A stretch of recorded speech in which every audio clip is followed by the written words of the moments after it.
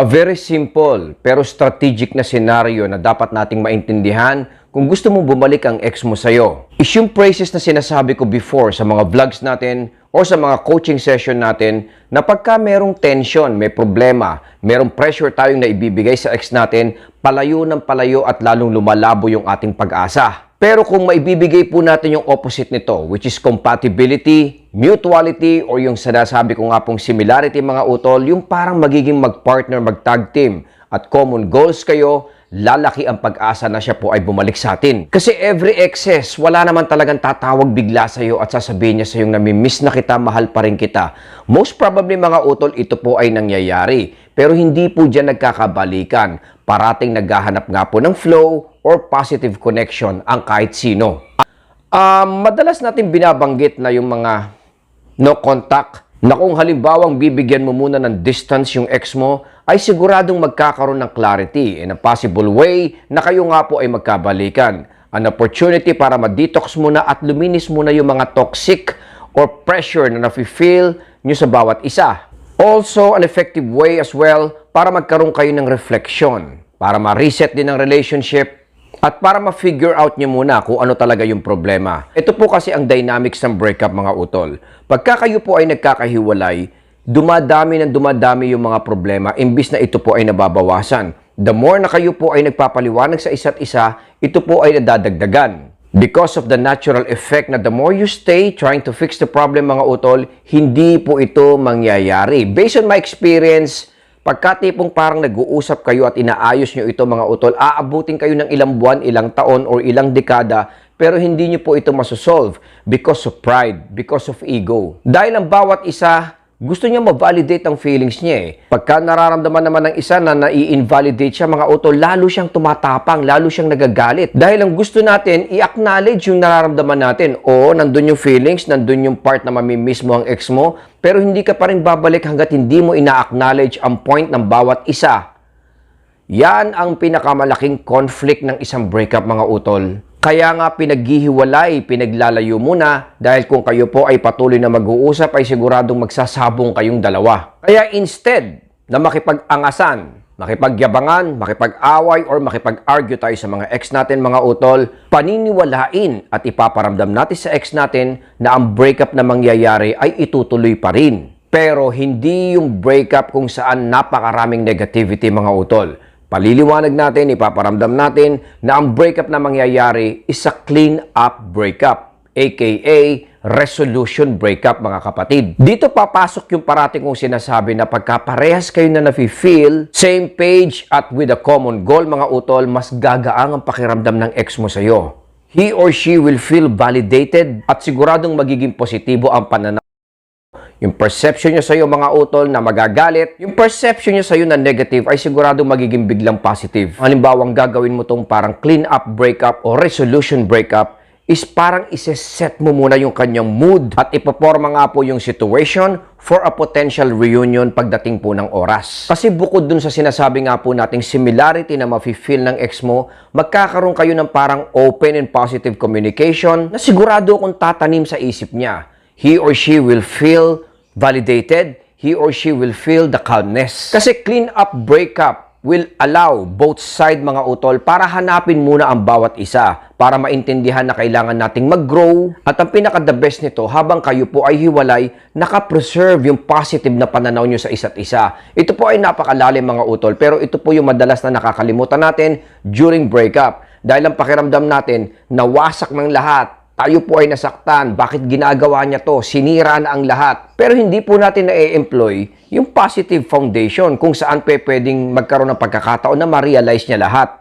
Kasi kung puro negative ang binabato natin mga utol, kahit ma-realize ng ex mo, kahit may feelings pa rin yan, pipiliin pa rin niyang wag nang bumalik. Kaya kung halimbawang ipaparamdam mo na ito po ay clean up lang, at sinasabi nga po natin na resolution breakup mga utol, mararamdaman niya na nagiiwan ka ng bakas kung saan ito po ay positive. Tatandaan po niya yan mga utol. Itatanim po niya yan sa kanyang puso. While you are giving them the freedom na gusto niya.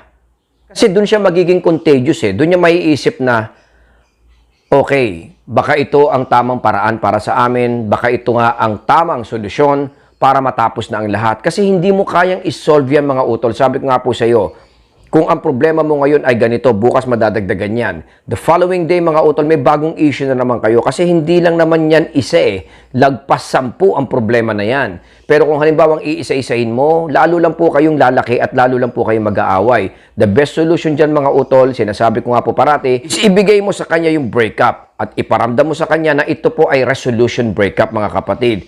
Nang sa ganon, pagbalik yung dalawa, baliwala na lahat yun. Hindi na babanggitin yun. Ipakita at iparamdam mo sa kanya na eto, we can start a new one. We can build a new one. Pero coach, unresolved issues yun. I agree. Pero ang mga bagay na ito, mga utol, ay pag-uusapan nyo na lang along the way. Ito po ay maayos na lang dahan-dahan habang kayo nga po ay gumagawa ng resolution breakup. Pero kung halimbawang, alika rito, mag-usap tayong dalawa. Itakel natin ito. Huwag natin pabayaan to, mga utol.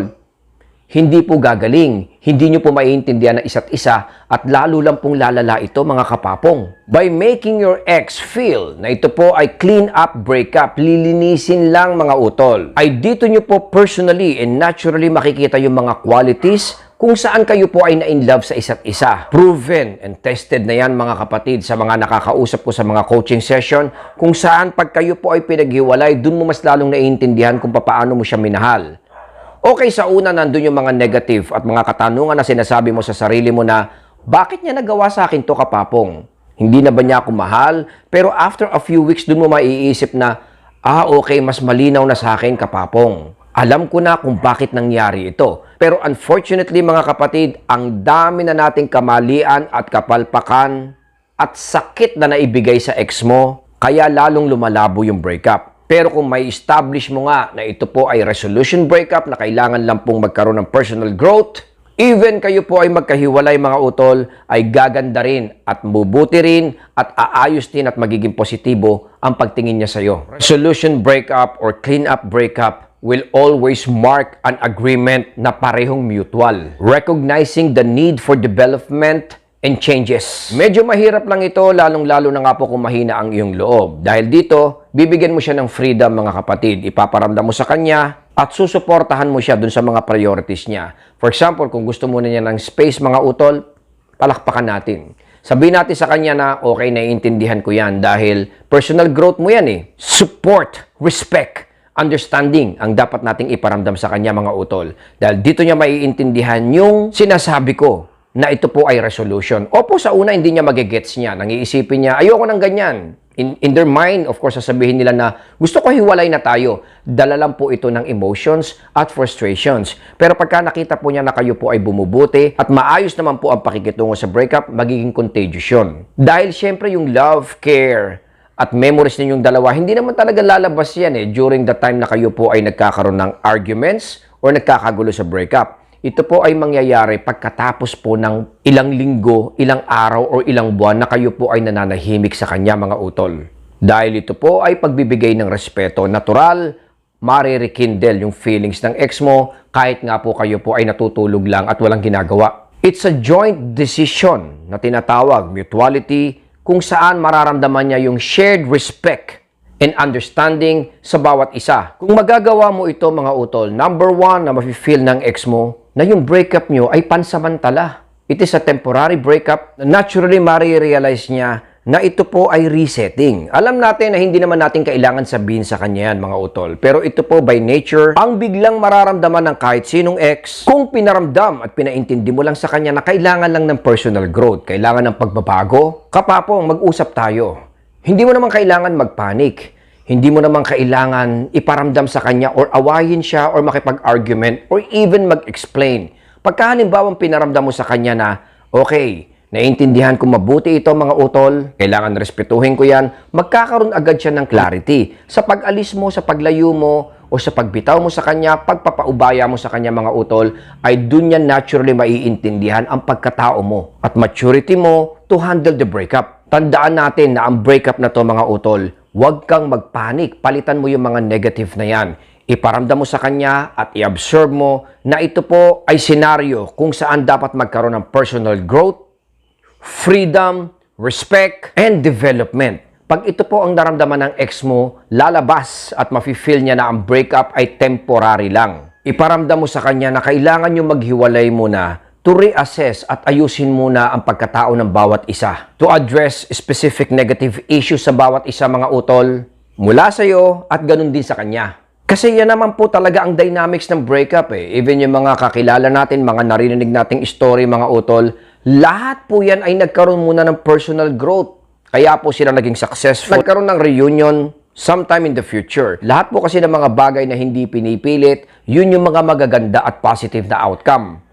Kaya kadalasan pag ang breakup may mahaba, much better po yan. Kadalasan pagka sinasabi nga na, Coach Papong, bakit parang okay na ako ngayon? Hindi ko na nararamdaman yung sakit at parang kaya ko nang i-handle ang breakup. Much better din po yan, kapapong. Sa mga ganitong pagkakataon at feelings, hindi tayo dapat matakot. Dahil ibig sabihin po nito, tayo po ay nahihil at bumubuti. Ganyan din po ang pwedeng ma-feel ng ex mo mga utol, kaya lumalaki yung pag-asa at pagkakataon na kayo po ay magkaayos. Dahil dito along the way, mararamdaman ng ex mo na gumagawa lang po tayo ng resolution na ang breakup nga po ay pansamantala lang. It's all about self-reflection. Pag ito po ay na-feel ng ex mo kung saan kayo nga po ay nagpapaubaya sa kanya in a positive way mga utol, mas lalong babalik ang ex mo.